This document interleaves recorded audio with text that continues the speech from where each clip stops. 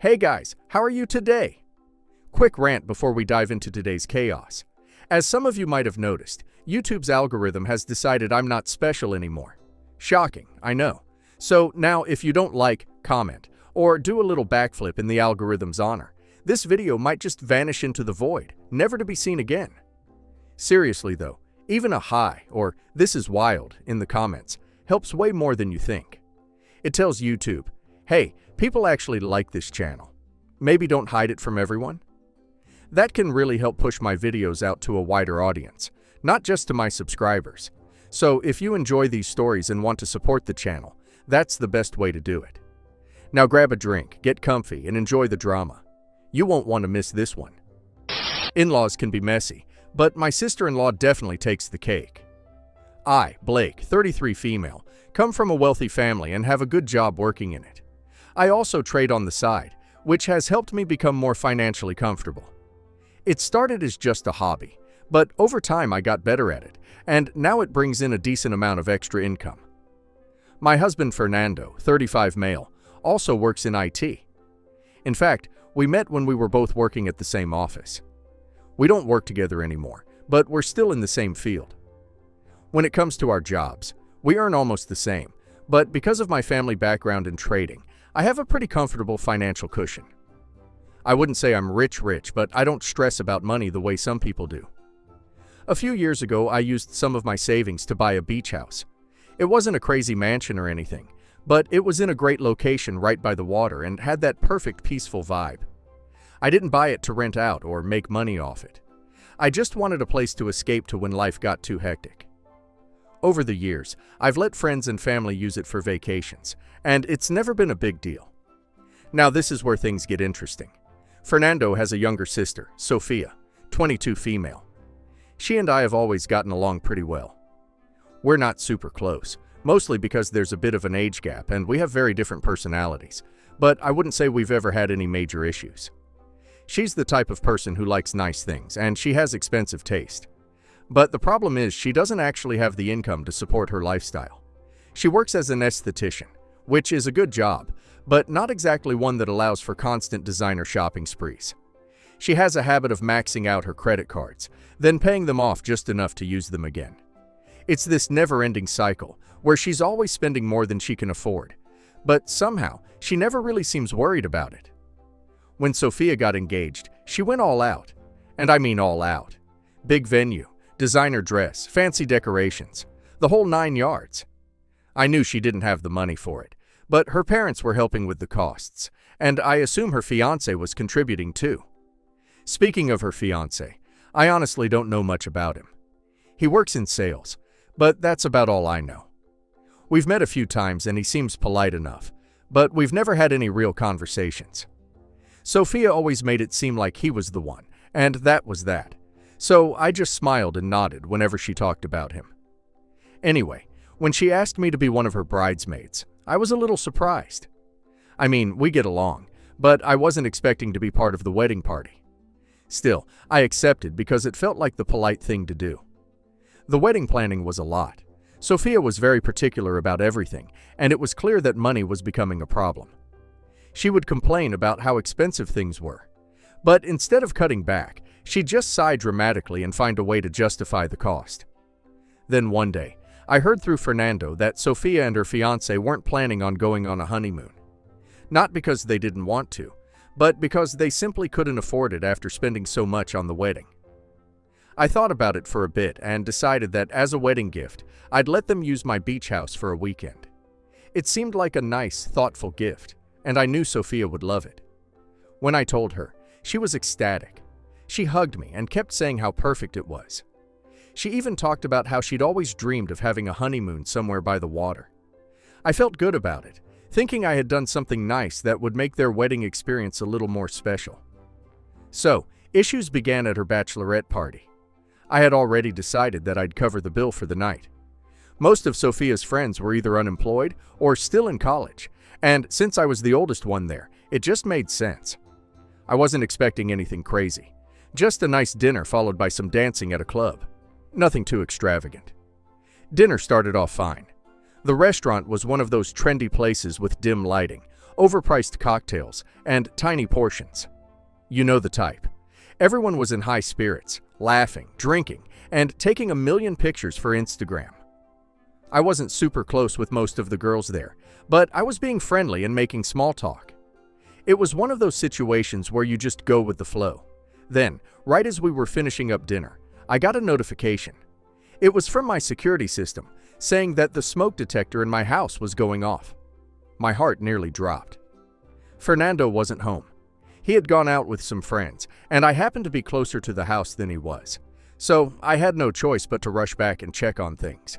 Now, I obviously wasn't just going to leave the group hanging. Since I had already promised to cover the bill, I took out my credit card and handed it to Sophia's maid of honor, Amelia, 22 to 23 female. I don't actually know her exact age. I told her to use it to pay for dinner and made sure she understood before I left. I practically ran out of the restaurant, my mind racing with all the worst-case scenarios. What if the house was actually on fire? What if something had gone horribly wrong? What if I lost everything? It was a terrifying few minutes. Thankfully, when I got home, it turned out to be a false alarm. No smoke, no fire, nothing. The security system had just freaked out for no reason. At that point, I was already back home, and it was super late. I was exhausted from the stress of the whole situation. So, I decided to just stay home instead of rushing back to meet the girls. I figured they'd be fine without me, and the night would go on as planned. I didn't think much about my card after that. I figured I'd just get it from Amelia the next time I saw her. It wasn't a big deal. And honestly, after the stress of the false alarm at home, I just wanted to relax and move on. The next day, everything was normal. I woke up, made some coffee, got some work done, and went about my usual routine. I wasn't even thinking about the bachelorette party anymore. Then around 5 p.m., I got a notification on my phone. It was from my bank. A charge for $3,000 had been made on my card at Sephora. For a second, I just stared at it, trying to process. I remembered that I had given it to Amelia. I immediately called her, already feeling my blood pressure rise. She told me she had given the card to Sophia. That didn't make sense. Amelia was supposed to hold on to it and use it just to pay for dinner. I didn't understand why she would hand it over to Sophia, but at that moment, I didn't have time to argue. I needed to find out what was going on with my card. I called Sophia right away. No answer. I called again. Still nothing. At this point, panic was setting in. I had no idea if my card was still being used. What if someone else had it? What if more charges were about to come through? I wasn't going to sit around and wait to find out. I called my bank immediately and reported the charge as fraud. They blocked my card right away, which was a relief, but I was still seething. About an hour later, Sophia finally called me back. She sounded completely normal, as if nothing had happened. When I asked about my card, she casually said that she had it. And when I brought up the $3,000 charge at Sephora, she acted like it was no big deal. She said she had used it to buy some things for herself, assuming that I wouldn't mind. Apparently, since I had been covering the cost of the bachelorette party, she thought this was just an extension of that. I was absolutely stunned. The way she brushed it off like it was just a fun little shopping spree made my blood boil. She even laughed about it, saying that since I was financially comfortable, it wasn't a big deal. She didn't seem to grasp the fact that taking someone's credit card and spending thousands without permission is fraud. I told her we were going to talk about this in person. I wasn't about to let this slide. I got in my car and drove straight to her place. On the way, I called my bank again and let them know it was a family member and a misunderstanding, just so she wouldn't get into any legal trouble. As angry as I was, I didn't want her to face serious consequences. Though at that moment, she definitely deserved some. All I could think about was how entitled she was to assume she could just take my card and spend $3,000 like it was nothing. This wasn't some casual dinner tab or a minor oversight. This was an intentional decision she made because she assumed I'd just be okay with it. After the call, I went straight to Sophia's house. I was still fuming, but I was determined to keep my composure. At the very least, I needed to get my card back and deal with this in person. When I got there, she greeted me like nothing had happened. No guilt, no embarrassment, just her usual bubbly self. She handed me my card with a smile, and then to my absolute disbelief, she started showing me everything she had bought. There was no shame. None. She actually seemed excited to show off her haul. Expensive perfumes, high-end skincare, a bunch of luxury makeup items, all things she definitely didn't need. I could tell that some of them were limited edition products, the kind of stuff beauty influencers hype up and people rush to buy. This wasn't just a casual trip to Sephora for a few essentials. This was a full-blown luxury shopping spree. I stood there in complete disbelief. I was trying to process the sheer audacity of it all. It wasn't even just the money, though. Let's be real. $3,000 is no small amount. It was the entitlement. She genuinely didn't think she had done anything wrong. I told her as calmly as I could that this was completely out of line. She should have never used my card, let alone for a massive shopping spree. But instead of apologizing or even acknowledging that she had crossed a major boundary, she just shrugged. She actually said something along the lines of, "Well, you always help out, and you said you wanted to do something nice for me." As if that somehow justified it. As if me offering her a honeymoon stay at my beach house meant that she had free reign over my bank account. I couldn't argue with someone who clearly didn't see a problem. So, I just took my card and left. I didn't raise my voice. I didn't make a scene. I didn't waste any more energy trying to explain basic morality to a grown adult, because I already knew exactly what I was going to do. I decided right then and there that she wasn't going to the beach house, but I didn't say anything. I didn't fight about it. I just let it go for now. The wedding day arrived, and I played along like everything was fine. I smiled.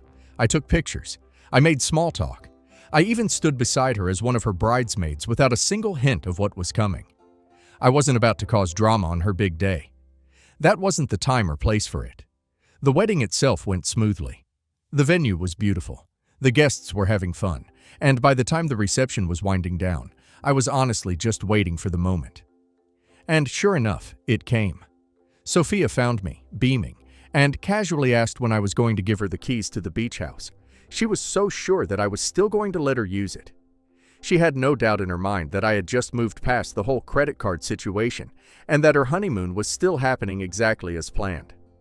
I looked her right in the eye and told her, "It's not happening." I told her that the luxury shopping spree she took on my credit card was my wedding gift to her. The shift in her expression was almost instant.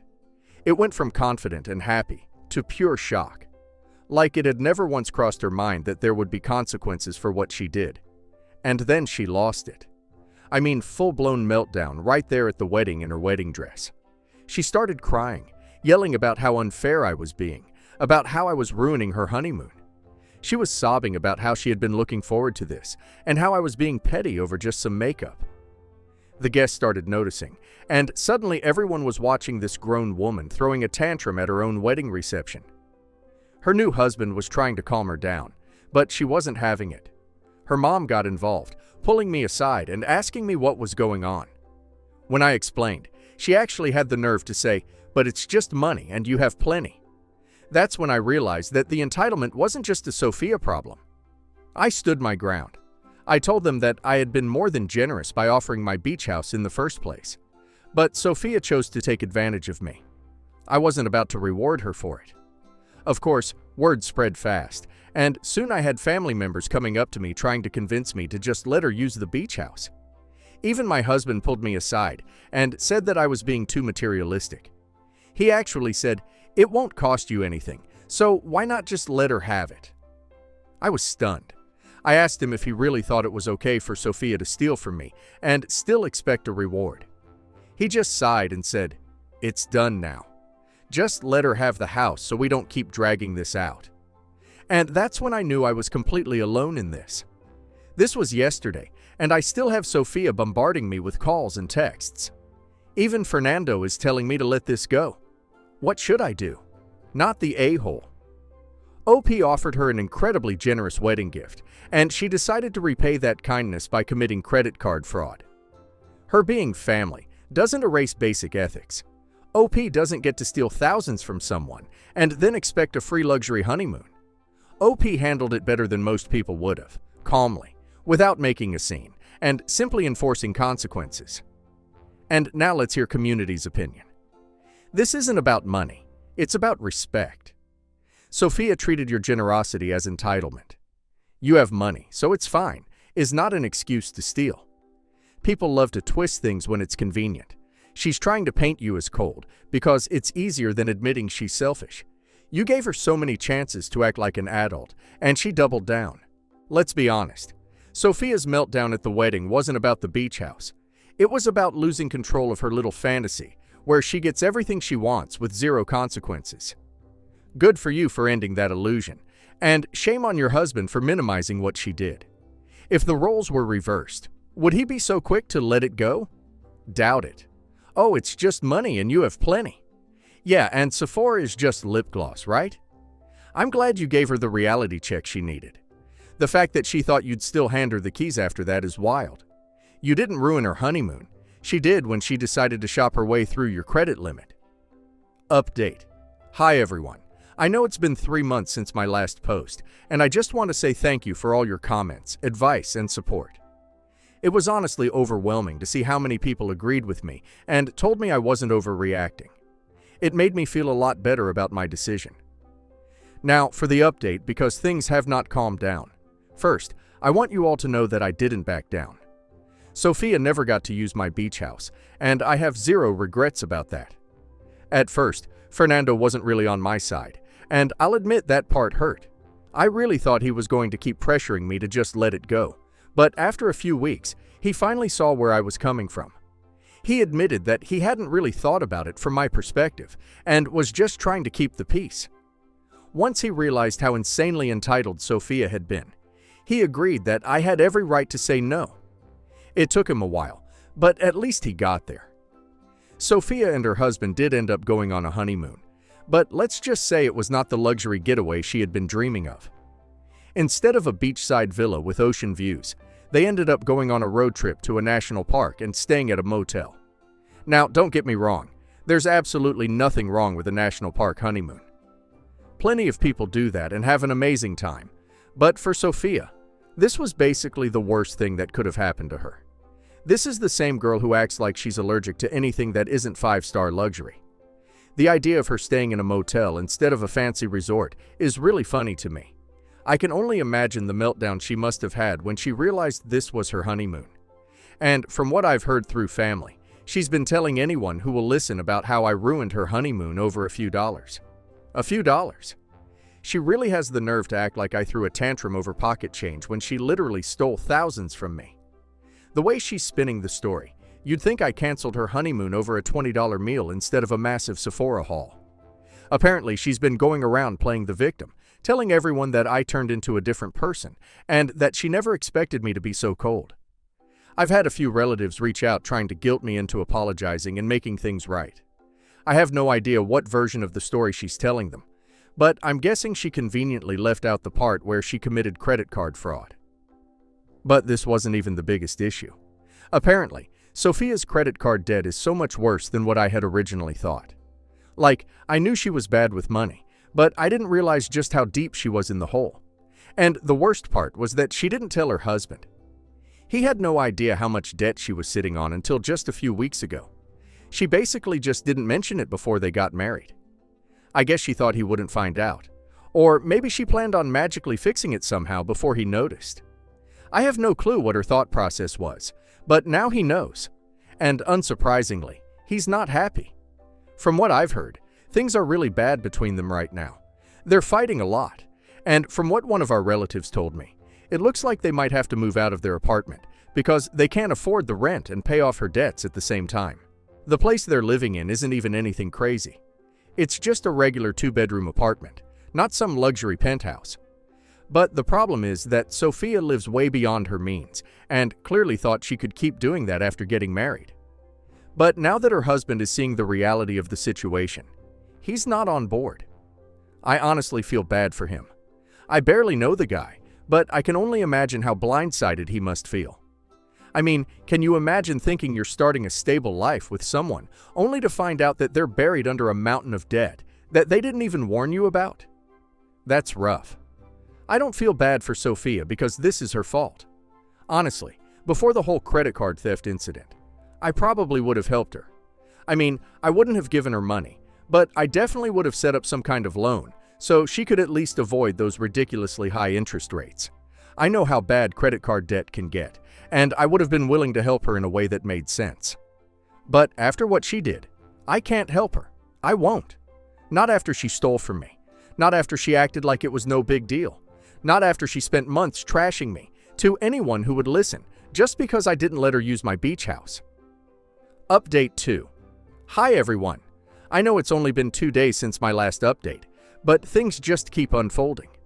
And honestly, I need to vent because oh my god. So, as expected, Sophia and her husband had to leave their apartment. They couldn't keep up with the rent while also dealing with her insane debt. And guess where they ended up? Lucia's 56 female house. They moved in with my mother-in-law. Now, I need to give a little background on Lucia for this to really make sense. Lucia is very particular. She's the type of person who has her routines, her space, and her way of doing things. She's not the warm and fuzzy type, and she doesn't really like people messing up her house. She likes order, so the fact that she's letting both of them move in is huge. I'm pretty sure she only agreed because at the end of the day, Sophia is her daughter, and no matter how much of a mess Sophia makes, Lucia will always try to help her clean it up. This is a disaster waiting to happen. Because Lucia isn't the type to just quietly deal with things. If Sophia starts pulling her usual nonsense, like buying things she doesn't need, making excuses, or acting entitled, Lucia will call her out. And knowing Sophia, she's not going to take that well. Honestly, this whole situation is even worse than I thought, because on top of her massive credit card debt, it turns out Sophia also took out a personal loan to cover wedding expenses. I have so many questions. How did she even get approved for a loan with her credit history? How did she think this was going to work? How was she planning to pay it back after maxing out her credit cards? I mean, at some point, logic has to kick in, right? At some point, a person has to look at their finances and say, okay, maybe I shouldn't be spending thousands of dollars on unnecessary stuff. But no, Sophia just kept spending, and now she and her husband are back at square one, living with Lucia, trying to get their credit card situation under control. I don't know what their plan is, but I have a feeling it's not a very good one. Update 3. Oh my god, you guys. I just had to share this. There's no big update or anything, but I saw something today that actually made me laugh out loud. So, Sophia is trying to become a luxury lifestyle influencer. The same Sophia who was drowning in credit card debt. The same Sophia who had to move back in with her mom because she literally can't afford rent. The same Sophia who maxed out my credit card for an unnecessary Sephora haul, and she's out here giving financial advice. I cannot. Her bio is peak comedy. Helping women manifest financial freedom plus DM for coaching inquiries. Coaching inquiries. What exactly is she coaching? How to spend money you don't have. How to max out your credit cards and call it investing in yourself. How to get kicked out of your apartment in 3 easy steps. Her feed is the best part. It's so fake. I swear every single picture is staged to look like she's living this high-end glamorous life. Fancy hotel lobbies, luxury shopping bags, drinks at rooftop bars. Except I know for a fact that Sophia doesn't own half of the things she's showing off. It's all just a facade. And then there are her captions. I wish I were kidding when I say they sound like something she found on a Pinterest board for girl bosses. Here's some of my personal favorites. Success is a mindset. If you believe you're wealthy, wealth will come to you. Okay, tell that to your landlord. I built my empire from nothing. No handouts, no luck, just pure hustle. Built what empire? The empire of unpaid bills and bad financial decisions. Stop living paycheck to paycheck. DM me to learn how you can afford the lifestyle you deserve. I literally had to sit down when I read this one. Girl, you don't even have a paycheck right now. You live with your mom. What exactly are you teaching people? I honestly don't know whether to be angry or just impressed by the sheer delusion. Like, how do you preach financial freedom when you're one missed payment away from a financial disaster? I showed Fernando, and even he couldn't defend her this time. He just sighed and was like, well, at least she's trying something. Trying what exactly? Scamming people into thinking she's rich. Anyway, I'll be keeping an eye on this nonsense because I have a feeling it's only going to get funnier from here. Update 4. Hey everyone, it's been 6 months since my last update, and honestly, not much has changed, but I figured I'd check in since some of you might still be curious about what's going on. So here's the rundown. Sophia is still living with Lucia, 6 months later, and she's still in her mom's house. No surprise there.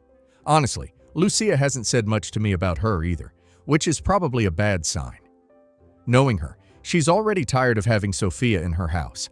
I wouldn't be surprised if she started dropping hints for Sophia and her husband to leave soon. I don't think Sophia has much of a choice at this point. From what I've heard, her debt is still a mess, but at least she's finally doing something about it. Apparently, she's on a complete shopping ban. I nearly passed out when I heard that. Sophia, not shopping. That's like saying the sun isn't going to rise tomorrow. But yeah, it looks like she's finally realized she can't keep living in a fantasy world.